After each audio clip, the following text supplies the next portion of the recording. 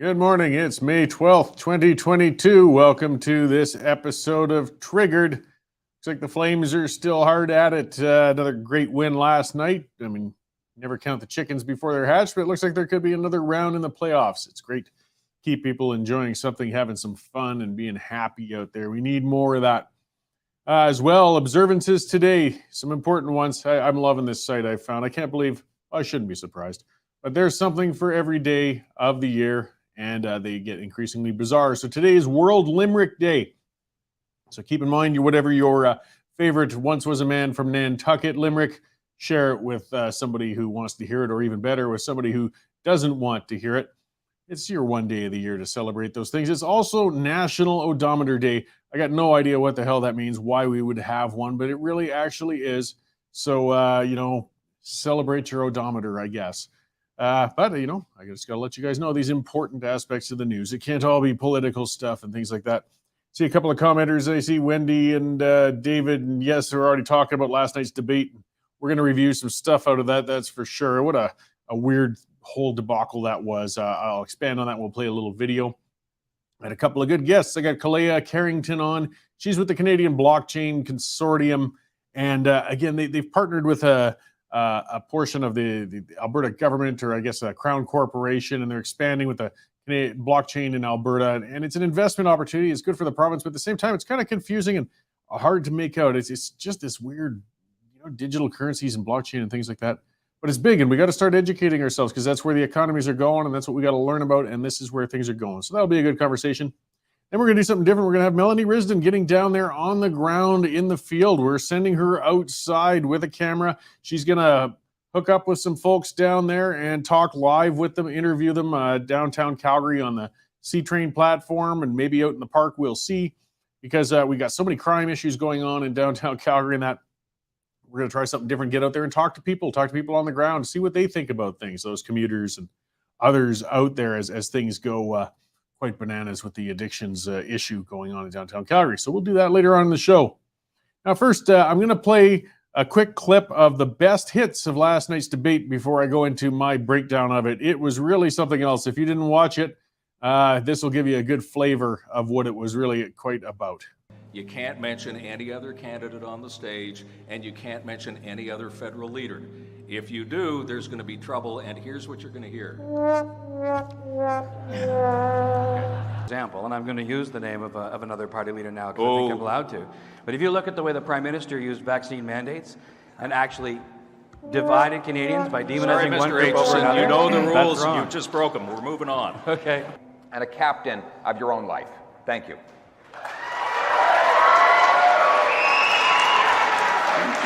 All right. Folks, here's the deal, supporters of any candidate. The time that you cheer is going to be taken away from your candidate. Just so you know, that's the way the deal works here. When have we ever heard the Prime Minister say, I believe in this project. I think it should happen. And yes, please, I'm delighted to name them, but if you want me to. You heard that. And for you is, what book are you reading now? But when you have the opportunity to sit down and listen to some music, what do you listen to? Well, I'll pick a local hero, Paul Brandt, Alberta Brown. You got to let them applaud that, Tom. Come on. Thank you, candidates, very much. It was a challenging format, but I think that we did well.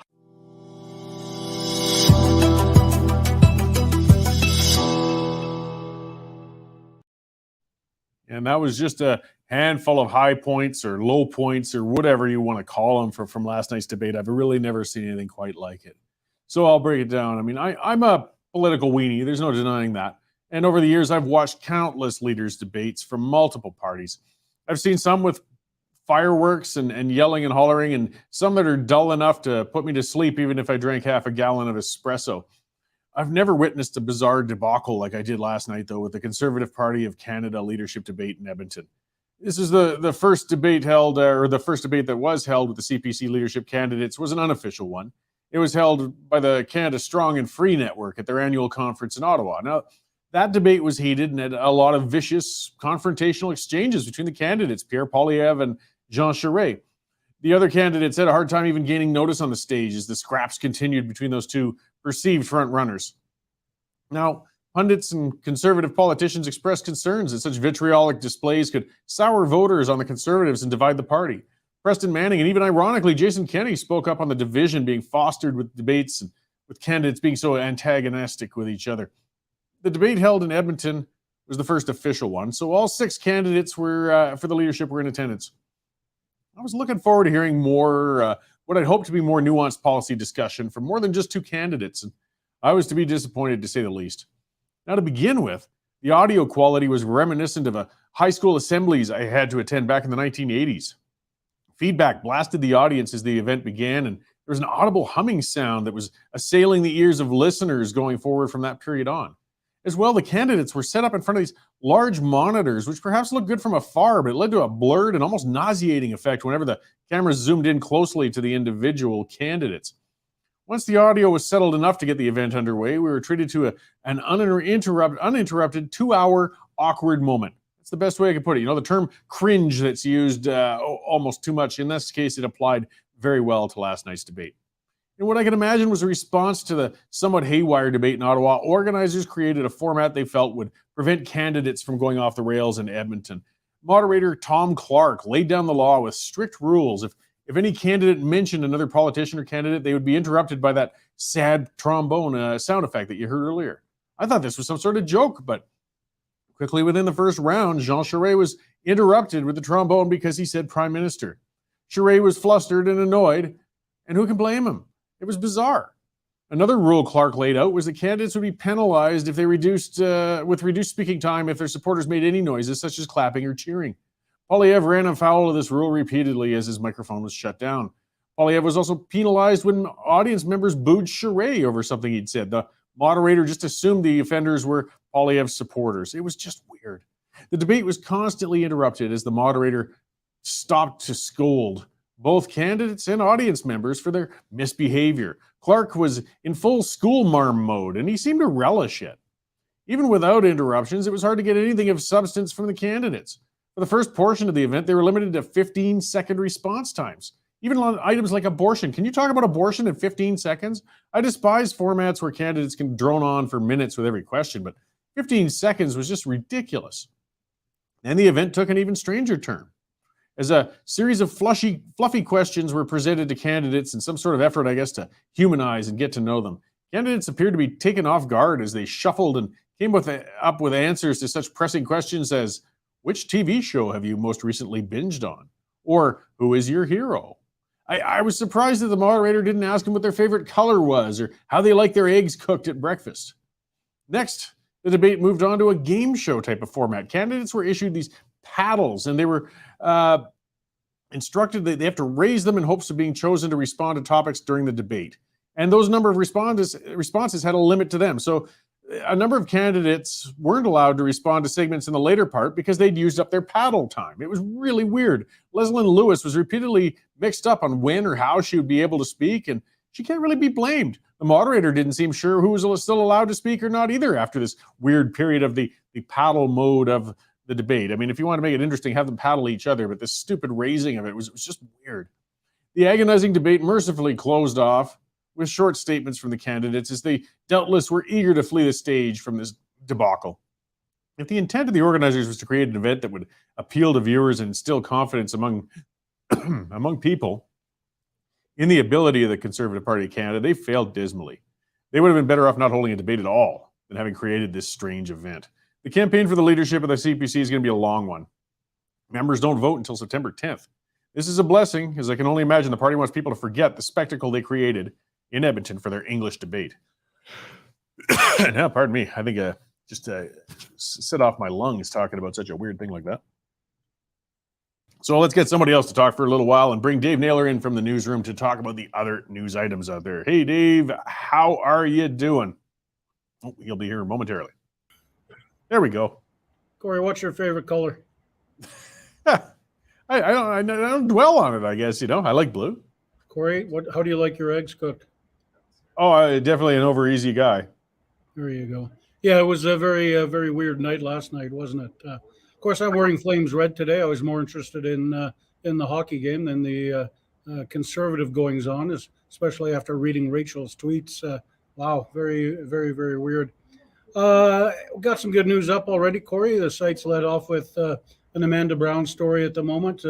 Male transgendered prisoners can now choose to go to a female prison if they want.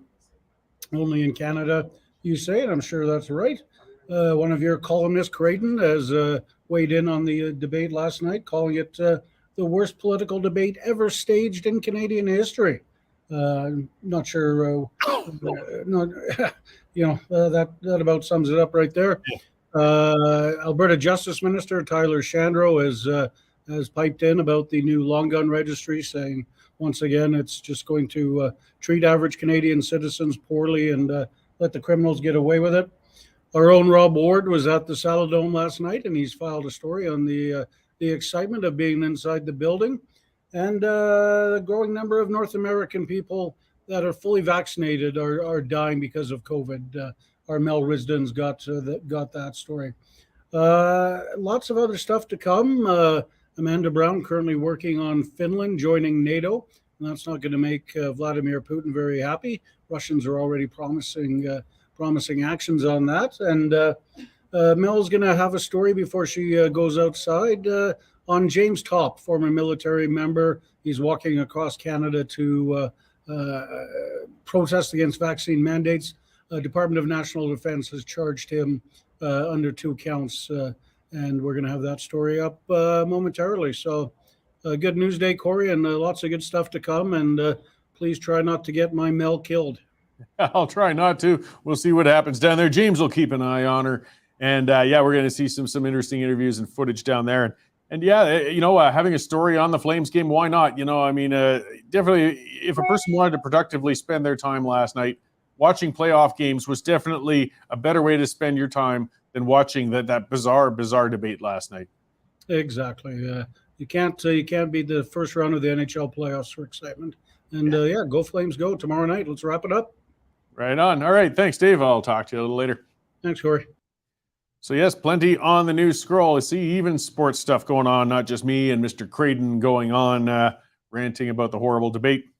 We have news items, things. It's interesting with Mr. Topp being charged now, and as well, even covering sports. Rob Ward was there. Why not? Get him right in on those things and some good original content. So that's that reminder, guys. We make original content. We have our reporters on the ground. They're out there in person. Rachel Emmanuel, she had to endure that debate in person at Edmonton last night. She tweeted out a great number of little video clips and comments throughout the debate. And the reason we can do all this, the reason we have these people all over, is because you guys have been subscribing, and it's fantastic. And I thank you all who have already subscribed. And if you haven't already, please do. This is how independent media stays up there. This is how we don't have to take any government dollars, and we won't take any government dollars. But again, we need you. That keeps us accountable to you. Take out a membership. It's $10 a month, $99 for a year. Or as you can see, if you use that coupon code TRIGGERED, you'll save another $10 on top of that. It's a really good deal, guys, and well worth it. We're not asking for charity. We're not looking for donations. This is a membership. You get something in return. You get full, unfettered access to the columns, to the news stories as they break, all of that stuff on our website. And yes, you can also feel comfortable knowing that you're supporting independent media, which is so important. I mean, that horrible moderator, Tom Clark, at the debate last night was a CTV media veteran. To be honest, I'm not terribly familiar with his history. Perhaps he did some fantastic work. He's retired now, but boy, I think debate moderation isn't going to be the future place to put him. So again, keep remembering to support independent media and those who already have supported us. Thank you again. So let's look into a little bit more of the news there. We saw that yesterday. Actually, I'd gotten an email from somebody pointing it out to me too. It looks like the Liberals have come up with kind of a backdoor firearms registry. They've found a way. What they're going to do is force private dealers and people, I guess individuals even. I've been to gun shows or I've exchanged and purchased firearms from individuals one-on-one. Well, they have to track and keep records now of the transaction, who bought it, the whole works.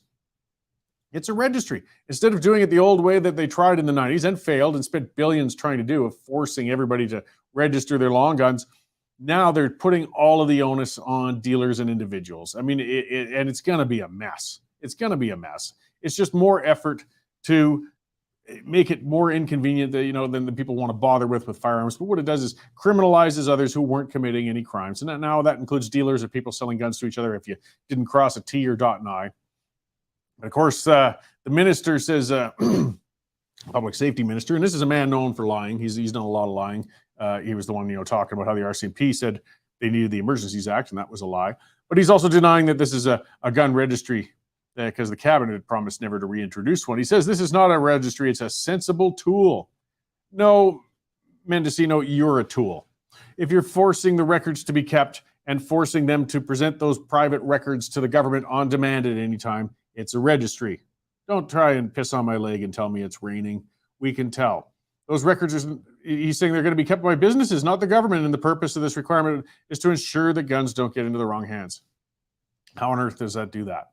As we said, it'll be in the hands of the businesses. But you see, it's also in the hands of the businesses, and the businesses will be obligated to give it over to authorities on demand at any given time. And again, how on earth does that prevent guns getting in the wrong hands? It doesn't. It doesn't at all. There's safety department figures. There's almost 8 million rifles and shotguns across Canada. And again, these are not the firearms being used in crimes. You're not hearing about that. These are duck guns. These are deer rifles. The ones that are causing the crimes, and there's a lot of them, tend to be handguns, stolen ones or smuggled from up in the States. So again, what's the government doing? They're cracking down on the law-abiding people. Now, these records have to be retained for 20 years and made available to police, and without warrant. That's another thing. They walk in, they ask, you will have to, as a business owner or an individual, give them the personal information of somebody who purchased something from you. Don't let this slide under the radar, guys. Don't. In 2012, we repealed that registry, and that thing was going from 1998 up. I mean, they claimed it was going to cost $119 million. In the end, it cost us $2 billion. And if I recall, it was about 60% accurate, and it was just a complete boondoggle and a mess. It made nobody safer, nobody better off whatsoever. And Trudeau said back in 2012, he said that the gun registry was a failure, and he said he's not going to resuscitate it. That's his own words, but we know, again, we don't have to believe these guys. They're full of crap. So they're bringing it back, just rebranding it and putting it in another way. They're coming after us, guys, because again, you see the whole point of a registry. They know it doesn't stop crime. They know that. But if you want to steal the firearms from every citizen in the country, you got to find out where they are first. And that's what the registry is about. They want you to register your property with them, so when they do turn around down the road and say, we've changed our mind, we're going to take away your rights, we're going to take all of these away from you, they know where they are, and they will come and get them. Don't cooperate, people. Don't. That's the goal of this. That's the only goal of this. We're in the midst of a gang war in Calgary. There's been some horrible things happen. It's just awful. By the way, and I'll point out to people, there's a GoFundMe, and I'm sorry her name escapes me, but if you look it up, there was a 40-year-old mother of 5 got killed because she was in the wrong place at the wrong time the night before last in Forest Lawn in Calgary. There were 2 vehicles chasing each other at a high speed, and they were engaged in a gunfight between each other, between the vehicles, and it led to a giant crash in the intersection of 17th Avenue and 36th Street in southeastern Calgary. So it's out in Forest Lawn, kind of the rougher end of town. And this woman got killed, left 5 children orphaned. Apparently that the father had passed away not too long ago as well. This is just horrible, just horrible. And I'll bet you, well, for one, I want to start on the positive, not positive, but just productive. Look up the GoFundMe. Those 5 kids are now orphans. This is horrible. Maybe lend them a hand. This is what we do as citizens, stand up for each other. We got to work with law enforcement, a lot of things on the other end, but help these guys out. But this weird world of denial, they keep calling it a road rage incident. They're saying it was a road rage that went bad. Look, your average road rage, if you're going to talk about that, that's a lunatic who gets out of their car with a crowbar and smashes somebody's windows in, which is of concern, and things like that. Or they chase people around or scream at each other, get each other the finger. 2 vehicles exchanging gunfire is not a road rage incident. That's a gangland war incident. They don't want to talk about it, but that's the reality. This isn't common, guys. And it's happening over and over. We saw a gentleman got shot in the back of the head while he was stopped at a light a few months ago up on 16th Avenue. The shootings across the city, particularly in the Northeast and Southeast, have been out of control. It's a gang issue. We've had them happen before. They have their spikes, their ups and downs. It's a complicated issue. I mean, we got to look at social causes. We got to look at, drug treatment, a lot of things to get to the bottom of it. But don't go chasing after people with their shotguns for duck hunting and their deer rifles. That's not where the problem is. Take those resources and dedicate them towards the real crimes where real innocent people are dying. And that tragedy was just terribly unacceptable in Southeast Calgary. And I just can't express how horrible I can't imagine for those 5 children to have lost their mother so pointlessly, so totally pointlessly. I do hope they get to the bottom of whoever is responsible for that and offer whatever we have available in the Canadian law for that sort of thing. Okay, let's get on to our guest. Talk about something a little more positive and looking forward. I've got Kolyela Karringten on. This will be the second time she's been on the show, and we're going to talk about blockchain. Hey, how's it going? Great. Thank you for having me on the show again. Oh, I appreciate it. So, I mean, maybe I'll kind of start. You took part in that large event downtown in Calgary at the old theater there, and you were discussing a whole lot of digital currencies, blockchains, things like that. Can you give a rundown on how that went? It was fantastic. We ended up selling out the event. We had about 330 seats available, and we had about 370 people register for it. The feedback was incredible. They loved the people in the room, the discussions that happened. We did a little impact report afterwards, and about 72% of the people who attended said that they had an incredible time, lots of really good networking opportunities, and they learned an incredible amount about the technology. Great. So maybe we went through this in the last show, and I'll get you to start with it right now, though. Blockchain is a new term. It's a complicated one to a lot of us and a foreign one. Can you kind of break down what that means? There's a lot packed into that one word. So when it comes to blockchain technology, so when Satoshi Nakamoto or the group of developers released Bitcoin, blockchain was the protocol and Bitcoin was the product. So blockchain is considered a digital ledger database. And for Bitcoin's blockchain, it basically just keeps a full transactional history of every send and receive that happened. So in the cryptocurrency space, when people refer to like their blockchain and their token that comes on it, that's kind of one aspect in the financial services space. In the enterprise space, it is basically a database that allows multiple different companies to be able to view a particular set of data facts, to be able to share data in a more transparent way. It's really just a database in its essence. Okay, so your group, and that's the Canadian Blockchain Consortium, have partnered with Alberta Innovates, and you're working to grow the province's blockchain market. So, I mean, Alberta Innovates and yourselves, I guess, are seeing opportunities. Like, how would that appear to us? Would that be businesses setting up within the province, things in the cities? How does that work out? So since I started and took, I founded this organization as a not-for-profit. And since we started, blockchain in the province has definitely exponentially boomed. There is an incredible amount of companies that have started setting up here. Initially, there was a lot of kind of like fractured meetup groups across Canada. People thought Toronto was definitely more of the hub for what was happening. And we came in to kind of support helping and amplifying that voice. So we've seen an incredible amount of potential for this technology, especially in Alberta, from multiple different streams. One, from mining. We feel that Alberta is positioned to be able to sell our energy on the internet, being able to support data centers like Bitcoin mining coming into the province, utilizing our very clean natural gas and our resources from the enterprise side, supporting our agricultural resource, supporting our energy sector, creating better efficiencies, and then from the financial services side. And we're seeing Alberta Innovates is now starting to see this exponential opportunity for growth that could bring in not just billions, but trillions of dollars worth of business value into the economy here. And how we've partnered with them is in support of developing out a convergence plan. So it'll be a series of industry-led forums from major technology companies and players, not just in the blockchain space, but also in the holistic tech community, from IoT and augmented reality, metaverse, machine learning and artificial intelligence, to come and see how can we support this technology sector? How can we support this ecosystem? How do we support adoption? How do we start generating the excitement from businesses to start setting up locally? We've already seen businesses finance one of the largest exchanges in the world pick Calgary to be their destination because the value, the quality of life that Albertans can have being so close to the mountains, a very friendly tax jurisdiction, an incredible amount of tech talent. So the goal of this is to be able to create like a step-by-step guide for how we can support this expansion from an industry-led perspective. And then we plan on announcing and launching this plan starting in April of 2023 when we have our 3rd annual technology symposium. And we'll be showcasing how we're going to be able to create this, having the KPIs and showing like how many businesses have moved here, how much business value has this created, because everyday Albertans are wondering what's in it for us. And if Alberta has a thriving technology ecosystem and a thriving economy, if Bitcoin miners start moving up here, you're going to see a lot of job opportunity and creation. If there's a downturn in oil and gas, they'll still be mining and they'll still want technical skilled labor to help manage that operation.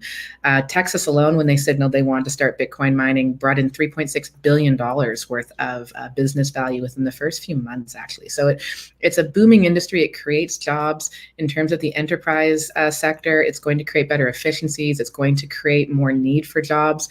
I know NATE right now, we're building out their education curriculum, and they're looking for how do we support job training, job creation, job growth within the education portion of this. So there's a lot of different ways that blockchain is going to create value for this province.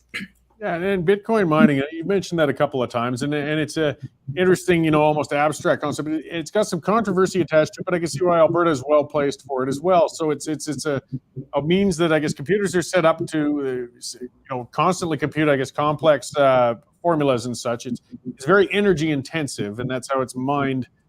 Alberta being an energy leader, I mean, we could be ideally set up to be able to set up those sorts of facilities. But I know in other areas there's been some controversy because of power usage, noise generated, things such as that. Are you working on mitigating some of the concerns people have, or I guess inconvenience because it could be caused by those sorts of operations up here? Definitely. So I know from an environmental aspect, a lot of people are very, like they have concerns naturally. So ESG, like environmental social governance, is definitely first and foremost in people's minds. When it came to Bitcoin mining getting this kind of negative rap, a lot of it was based on China had 60% of the global hash rate. So the majority of miners were in China operating off of coal. It's not a clean fuel source. It does definitely create damaging emissions. Alberta is the cleanest energy provider in the world. Like our energy resource industry only makes up for 1.5% of the global emissions, or I think 1.6%. In terms of the noise, we have a lot of islanded energy in locations that are not close to cities and smaller municipalities where we can send it off. We have some of the cleanest natural gas. Like you can use the natural gas, put that through a generator, power the Bitcoin mining. 68% of Bitcoin mining currently is on renewables. They're looking at doing it from solar. They're looking at doing it from wind. They're looking at doing it from clean things like natural gas. So it's environmental stewardship, absolutely, but then there's the economic value where the energy is going to be produced on the grid and miners are looking to be the consumer, right? Similar to how you would consume energy if you're sitting in your house or you're running your business, or data centers. Very few people complain if Amazon has a data center, Google has a data center. People are looking at the metaverse right now. Data centers are going to have to 3x their infrastructure. Data centers are identical to Bitcoin mining. It's like you have computer systems that are operating 24/7 to be able to support a network that everyone uses every single day, right? So it's not an environmental hazard. It's not taking away any additional resources than any other industry would. There's actually way more environmental damage to the traditional banking system, just based on the emissions that come from there and the infrastructure that's required for it. Bitcoin mining takes up, I think, maybe 0.5% of global energy currently consumed. Right. And I mean, in some senses, if one looks past, again, it being kind of an abstract sort of thing, it's mining. It's going to develop a resource. It's going to pull it in. It's going to bring in a product. Now, how is that for employing individuals? I mean, it's not just something where you're going to set up some units to plug and play. Like there's still going to be a lot of involvement in keeping people busy and maintaining that sort of structure, I imagine.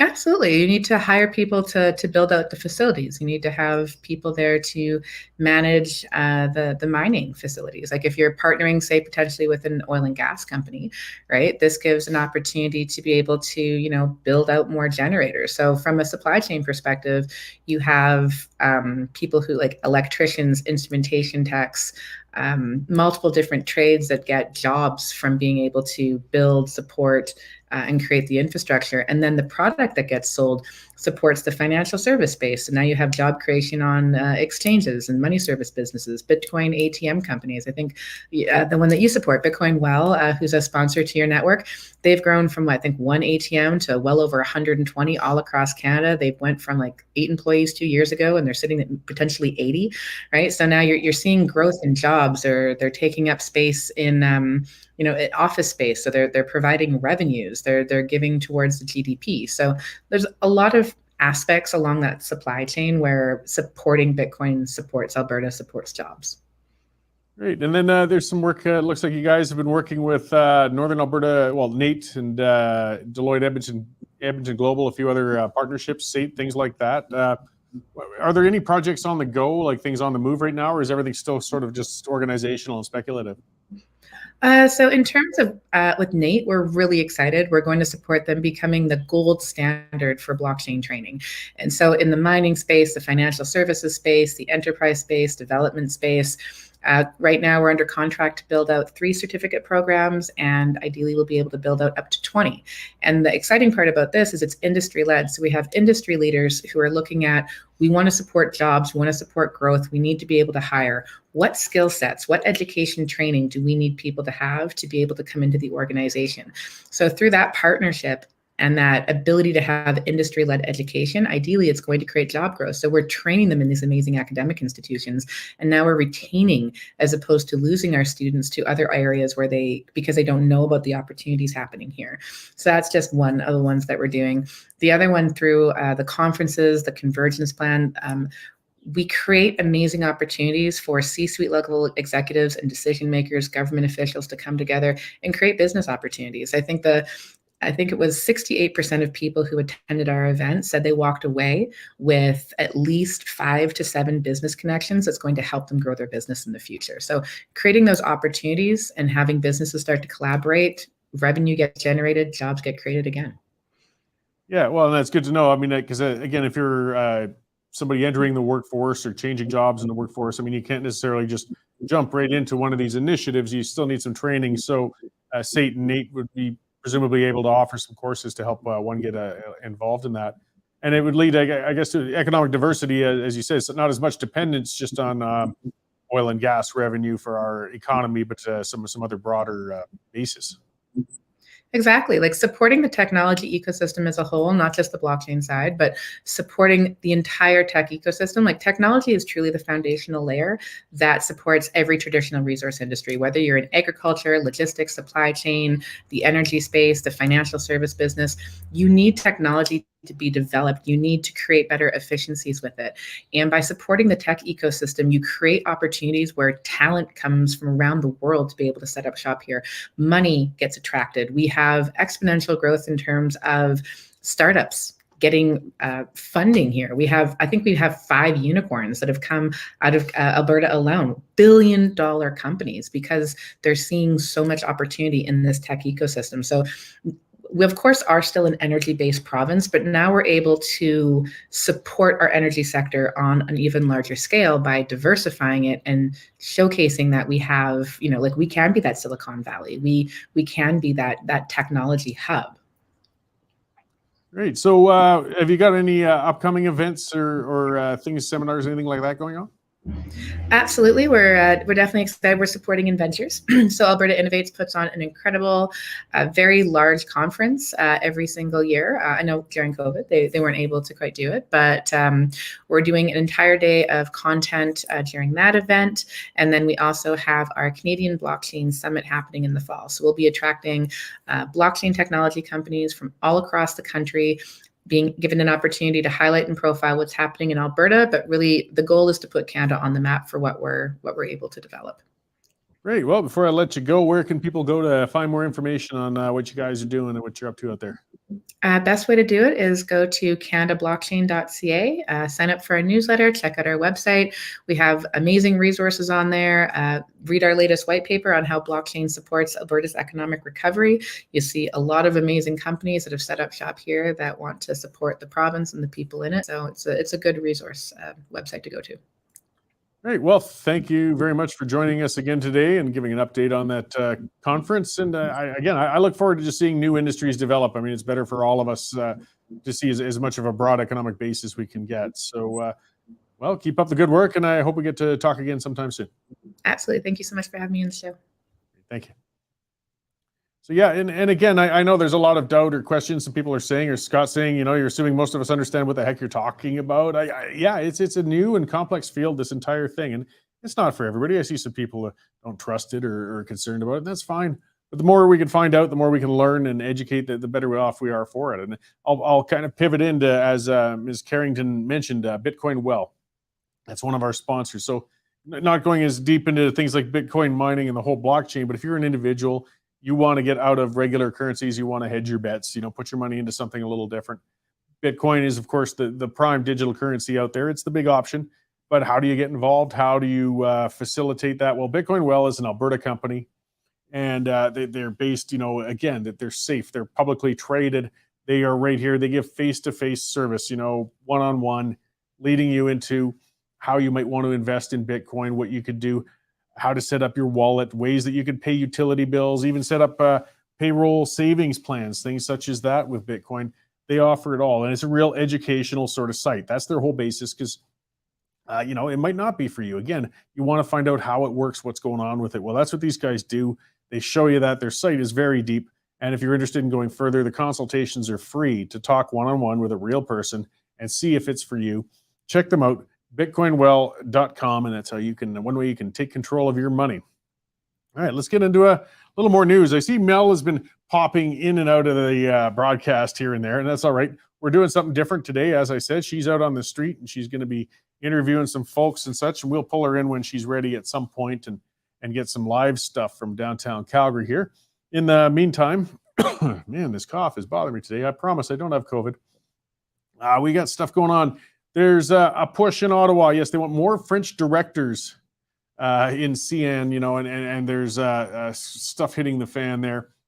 This is where we get our languages minister, like we should even have one, by saying she's very disappointed because English directors have been appointed to companies such as Canadian National Railway, and we need more French people in there. This is one of the things that screws this nation from end to end. It's one of the things that undercuts unity. Our bilingualism is wretched. It's divisive, it's useless, it's stupid, and it's expanding. I mean, it's one thing, which is bad enough when you get the odious actions in Quebec that are constantly stepping on every other language out there, stepping on businesses. And it's bad enough when government jobs constantly have bilingual requirements, even if nobody really needs it, and if there aren't unilingual French people being served. But now they're going into all the industries that are federally regulated and forcing them to have French-speaking people, not bilingual, French-speaking. Let's not forget that. Because if we want to speak multiple languages, we want to be practical, we want to recognize other ones, then let's get real with it.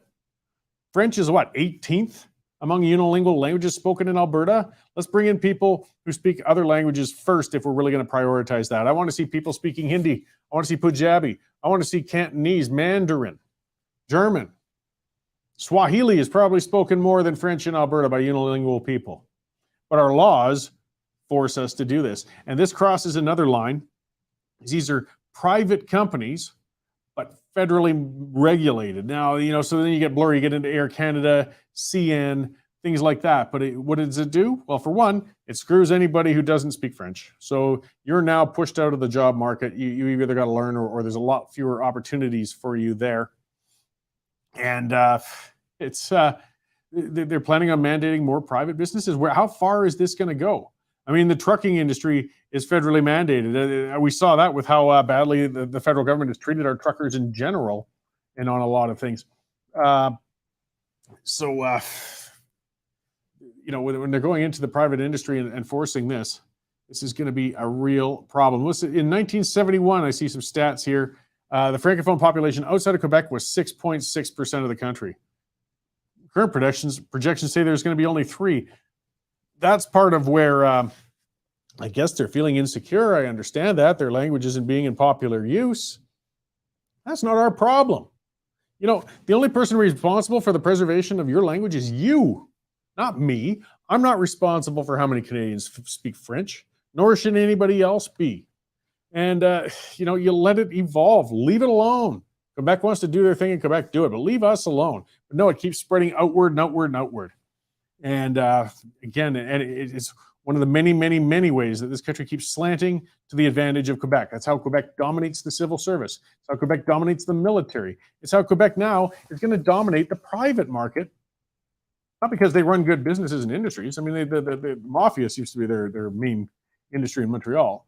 But because they can get their fingers in on all of those positions in private market businesses now that are federally regulated. So, yeah, we're going down the wrong road, guys, and it just never stops. Again, independence, it's going to be the only way out in the long run.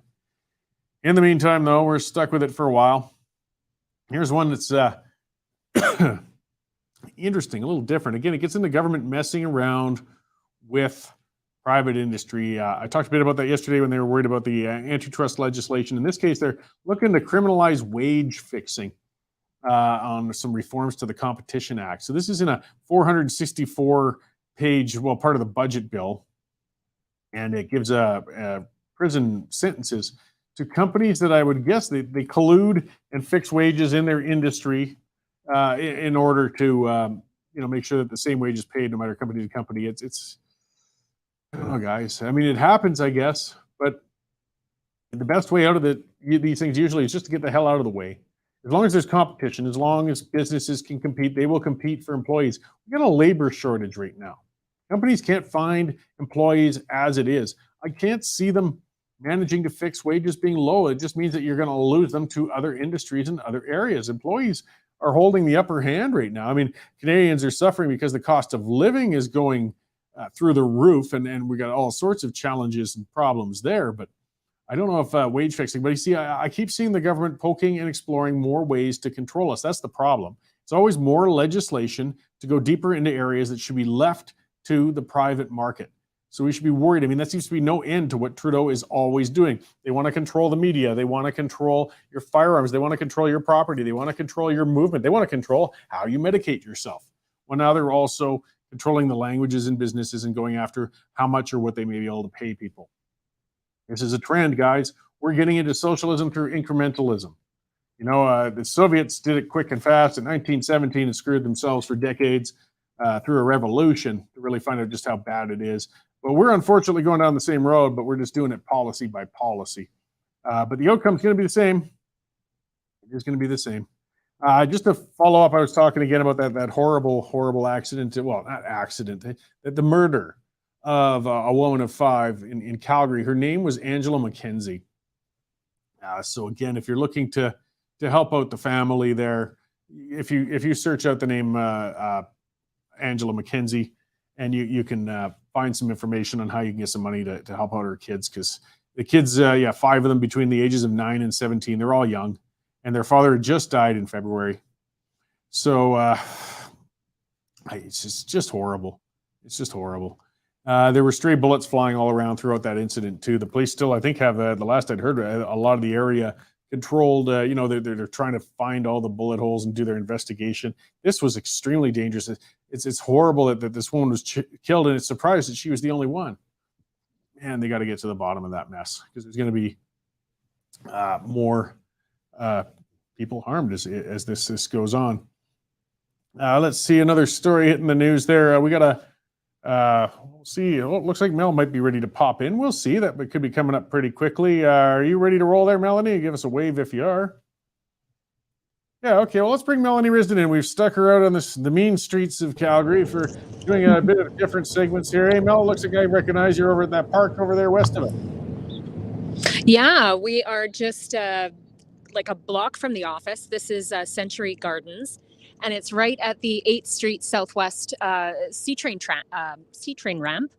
And we thought we would come out and just have a good look at what's going on nearby here. I know there's been a lot of complaints from people about the safety of downtown, of the C train, riding the C train, the things that you're seeing. I mean, in the park here right now, we've got somebody behind me who is looks like he's preparing what looks like a pipe in the middle of the park here for the noon hour. We also have somebody over here that is potentially having a rest. We haven't inquired as to, whether this is just an afternoon rest or if they have been taking drugs at the moment. So we are going to speak with a few people. We're going to try and talk to people in the area, perhaps people that ride C trains, just to see how they feel about their safety while they're downtown. We've got some students over here. They attend the University of Calgary facility that's downtown, and it looks like they're out here for their lunch break. I suspect they do this often, and there was one student we were going to speak with that is going to tell us her experience downtown, and she also lives downtown. Yeah. What was your name? My name is Matea. And Matea, tell me about, so you go to school here at U of C downtown, and you also live downtown. Yeah, so I live in this area, so this is kind of my neighborhood.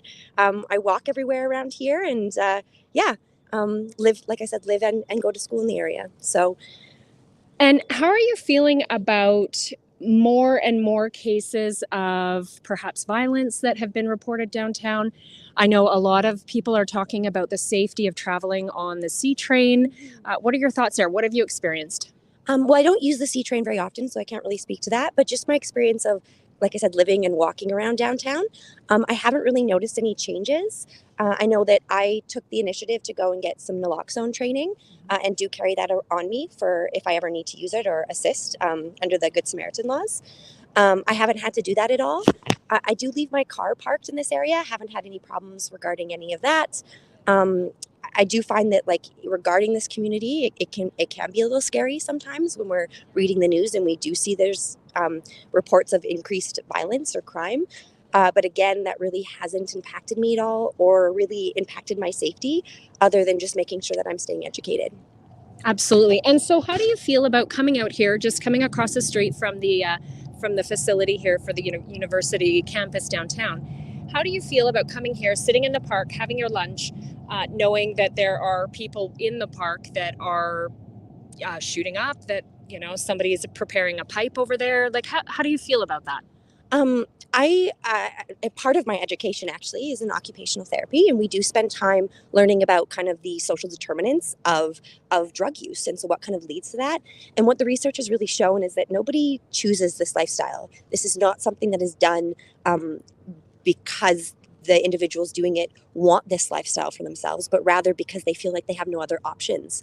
So with that background in mind, for me, what I really find is that I want the individuals in this community to know that when they're ready, there are resources to help choose a different lifestyle to get better, but that it really needs to come from the individuals themselves. We can't force that. That's not really how this style of therapy works. It's not what's shown to be effective. And so I want the community members here to know that they're not going to receive judgment from me or my peers or the profession that I hope to work in. And as a result, it's uncomfortable. I do have a Sharps kit. Like I said, I do have naloxone training as well as the kit. And that just helps me keep myself safe as well as my peers safe. But I don't feel any threat from their use in this area. And again, there are very few spaces that people can go and it not cost money. And so, parks is one of those spaces, and I want them to be available for everyone. Mm-hmm. Do you think the city offers enough supports? Has enough in place for dealing with how, it's becoming such an epidemic? Yeah, I think epidemic is a really good word to use for that. I always think that there could be more resources. If you guys haven't noticed, I'm kind of pro funding in terms of everybody having access to these resources. I do recognize that being at the school, have the privilege to access naloxone training, to have a sharps kit, to be able to spend both time and money to prep those things. And I do think it would be beneficial for everybody to kind of have that access as well. So I'm always more resources. And I do think when we invest money in these resources, it comes back, tenfold, not just for the individuals that are accessing it, but for us too, that maybe don't feel as safe downtown as a result. So yeah, just kind of pro funding in that area. Yeah, absolutely. Agreed. Okay, well, thank you very much for sharing, and great conversation. Yeah, I think that's a really good conversation around, why don't we go and see if we can talk to people closer to the C train. Yeah, Cory, I think, there's perhaps more the city can be doing. I know that Dan McLean was calling for turnstiles to be put into the use at C train platforms to prevent people being able to get on to the C train and creating an environment where they are, people are feeling more unsafe.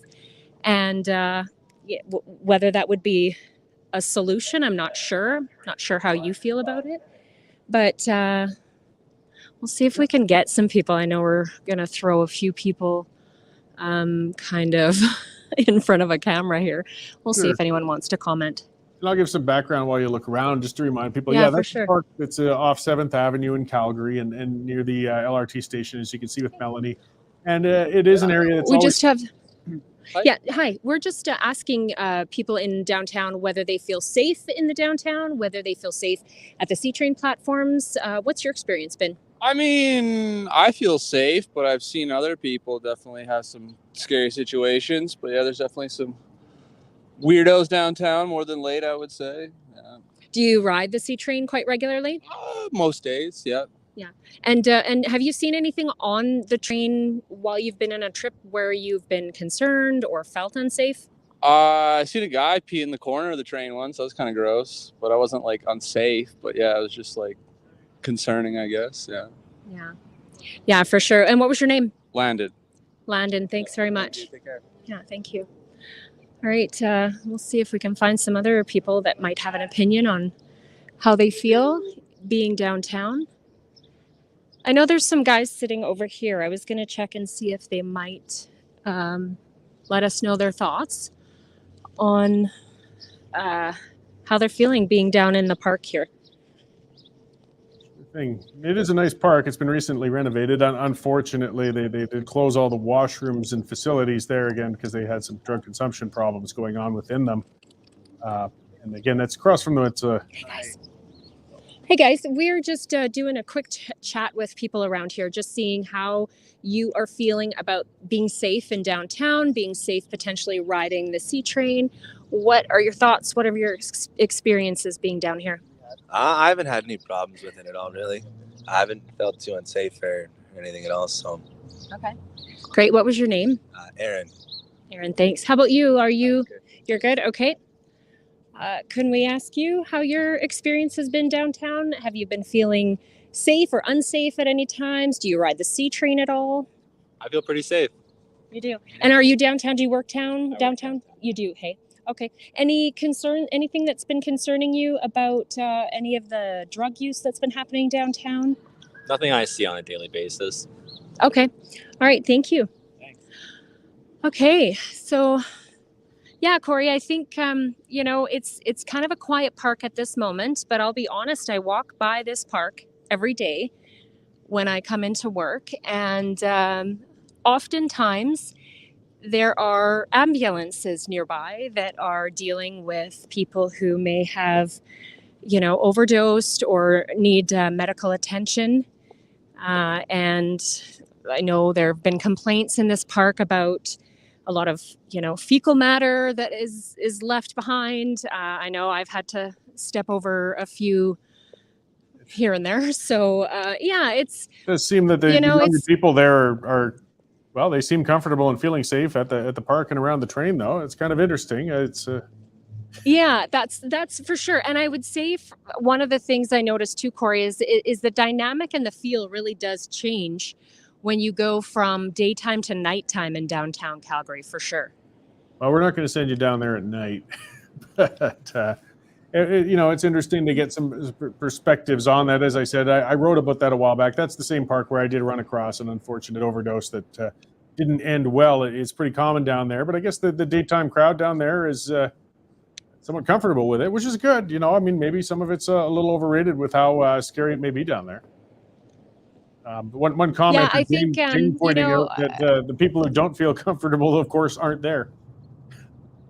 Yeah, and that's the thing. Like, I'll be honest with you, we did speak to a few people that didn't want to go on the record that have had incidents and experienced things that left them feeling vulnerable and feeling unsafe. A couple of them were federal employees, so they did not want to go on record. But yeah, I think ultimately it is something that we're seeing increasing in downtown, and I think there's something needs to be done. I don't know what your thoughts are on the turnstiles at the C train, and whether that would help with the scenario, but I know that is something that's on the table within City Council right now. Yeah, well, I would think like the turnstiles, more of that issue is the on-train problems we've had, as the pictures that were put out by a counselor of a guy who had an incident right in the middle of the C train. I imagine the surrounding parks, it wouldn't have much impact upon what's going on there necessarily, though.